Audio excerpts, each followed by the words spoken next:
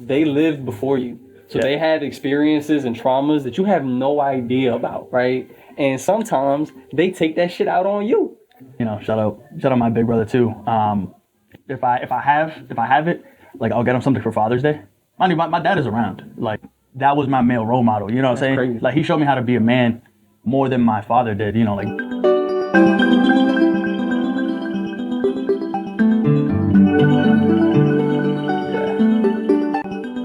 I get chills just thinking about that shit, bro. Little goosebumps, bro.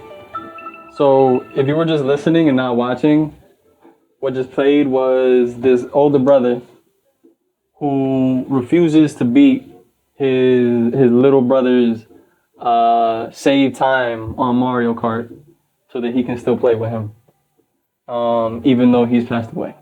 All right, and that got me thinking about my relationship with my brothers. All right, my blood brothers as well as my chosen brother right here, Familia. I'm sorry if I violated your boundaries. It's okay, bro. I'm gonna let it slide this time. This time. If you want to see me give this motherfucker a noogie another time, let me know. Cop in the comments. Yeah, like, comment, subscribe for one free noogie. Nah, I'm just yeah. But that just got me thinking about my relationship with my brothers. On my personal level, I grew up with very little parental supervision. I had two very hardworking parents who I did not get to see very often or spend a lot of time with. Like when it came to guidance and to like the mentorship that should be provided a child, that was all my big brothers, the both of them. And honestly, I don't know what I would do without them, right? One of my brothers has often suffered with his mental health. And, one of my personal fears has always been that he might pass away. And I just remember, one time I communicated to him my fear. And from that moment, our relationship changed. I don't think he's always appreciated how much like I really love that guy and how big of a role he's played in making me the person I am today. Yeah, man. I would be nothing without my big brothers, bro. Amen to that. Shout out my big brother too. There's every now and then if I have it, like I'll get him something for Father's Day. Mind you, my dad is around. Like, but that was my male role model. You know what I'm saying? Crazy. Like he showed me how to be a man more than my father did. Like no disrespect, but when somebody's actually making an effort to be like, yo, how are you growing? Like, yeah, like yo, like what's on your mind? Like and stuff like that. And growing up, I hated it. I'm like, bro, why are you on me? Constantly. I'm like, yo, bro, but it's because he already had that moment in his mind where he's like, there's nothing I wouldn't do for you, bro. Mm-hmm. And like, I was so, I don't know, comfortable with his presence, I didn't think I could lose it. You know what I'm saying? And then he goes to boarding school, we built some time away. I feel that that's my freedom, right? I'm like, oh, like, I could really be myself, or I could really do me, blah, blah. But when he visits, I have the best time. Mm-hmm. We crack the most jokes. No one makes me laugh like he does. You know what I'm saying? Like we got a synergy that's undeniable. People think that we're twins. Like that's how in sync we are. And y'all look like you could be twins. Yeah, like if you see him, you know what I'm talking about. But there's just a lot of love that younger I didn't reciprocate. And now with the distance and like the daily courses of our lives, like we have to make a point to check in on each other and stuff like that. And, we both recently watched the movie Sinners separate, but there's a scene where Michael B. Jordan is talking to Michael B. Jordan, and he's like, nigga, I can't do this shit without you, bro. Like, don't be fucking stupid. And I was like, that scene right there, I was like, that really is me and my brother. Like, day to day, whatever, we could butt heads, we could talk about shit. I'm like, bro, I can't do it without you. Like I think we were talking about we're reading this book, The Dungeon Crawler. And like, people get sucked into the world or whatever, but a lot of people die, right? And people are dying constantly.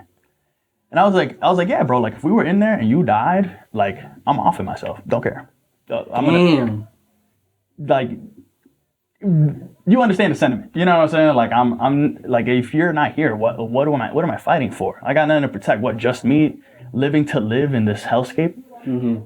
I'm not stronger than that, bro. I need a support system. I need like emotional reassurance, bro. Like, there's no way not no way. I mean, of course, time will pass and things will happen and I will stay strong. But in my mind, it seems impossible. I know exactly what you mean, right? A lot of people, my mother, she had a brother who passed away, and she's managed to live on, right? But it's like until that moment happens, you have no idea. It is unimaginable. It is incomprehensible how you will continue to persist without that person's existence, Yeah. right? Because just knowing that they are alive, just knowing that my brothers are okay, like it gives me solace. It gives me peace. Yeah. I don't know. Any other comment on that? Just I don't know, bro. Don't take for granted what's in front of you, man. Life happens quickly. You know, sometimes it's a lot of good, sometimes it's a lot of bad. Try to stay resilient, and the people around you make an effort to appreciate. You know, say thank you, say I love you. I always, doesn't matter where I'm at the end of that phone call, I'm dropping that, yo, I love you, bye. But like, yo, love you, peace. Like, you gotta say it, because I would hate for the last thing I said to somebody to be something of malice or ill intent. And you know, unfortunately, that kind of happened to me with my uncle before he passed. Like, Yeah. I wasn't speaking positively on him, and then, you know, he passed away, and I don't even remember what I was mad at him about. Like, I only remember like our little catchphrases, our little slogans, our little moments, you know. And so it's stuff like that you definitely want to take in and appreciate. Create as many memories as you can. Capture all the moments you can. Live in the moment when you can. No, absolutely. I know you just had an altercation with one of our friends who was like a brother to us, Yeah. right? And he had to call you back because he was like, bro, you know what? Something happened to you and I left that on a bad word. How could you live with yourself? Exactly. You know what I'm saying? 'Cause, you know, like, and it really is that, you know, and Yeah. I don't want to speak on other people's personal experiences, but, you know, things happen in other people's lives. And sometimes, you know, you can also take it as a notice, right? You know, like when one of my family members passes away, you're there with me. You grieve with me. Maybe not the same pain, but the fact that I'm in pain, you feel that. You know what I'm saying? So like sometimes being there to share that pain and share those, you know, those moments of vulnerability and stuff like that, I think could really create a bond like that. And just never take for granted for the people that are in your circle. Like, And I think on another note too, tell them the truth.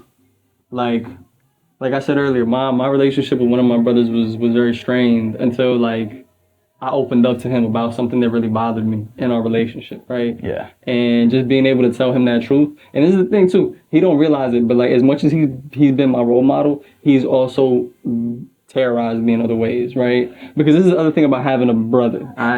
They lived before you. So they had experiences and traumas that you have no idea about, right? And sometimes they take that shit out on you.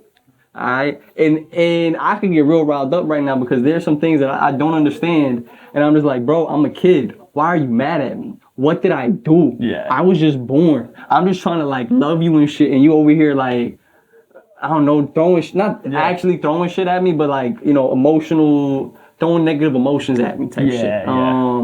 And on that note too, it's like I think it took some time for him to kind of get a little bit out of his own head, and you over here like, I don't know, actually throwing shit at me, but like, you know, throwing negative emotions at me type shit. And on that note too, it's like I think it took some time for him to kind of get a little bit out of his own head and recognize that I'm separate from his problems, right? And that I shouldn't be a projecting board for that shit either, right? Yeah. And it's funny, you know, I think as I got older, me and one of my brothers have become much better friends.